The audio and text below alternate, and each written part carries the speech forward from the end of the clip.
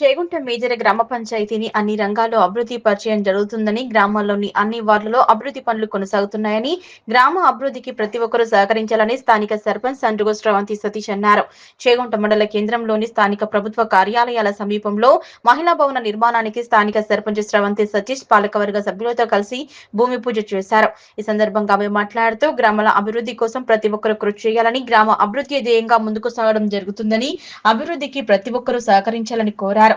మహిళా సంఘం భవనాల నిర్మాణానికి నిధులు మంజూరు చేసినందుకు రాష్ట్ర ముఖ్యమంత్రి రేవంత్ రెడ్డి, దుబ్బాక కాంగ్రెస్ పార్టీ నియోజకవర్గ ఇన్ఛార్జ్ టెర్కో శ్రీనివాస్ రెడ్డిలకు ఈ సందర్భంగా కృతజ్ఞతలు తెలిపారు.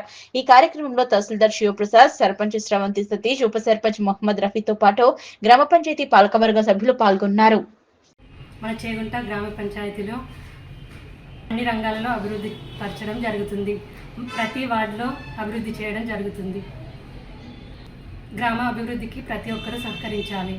గ్రామాన్ని అన్ని వర్గాలలో అభివృద్ధి చేయడం జరుగుతుంది. నేడు మహిళా సంఘాల వర్గానికి 30 లక్షలు మంజూరు చేయడం జరిగింది కాబట్టి భవన నిర్మాణానికి భూమి పూజ చేయడం జరిగింది.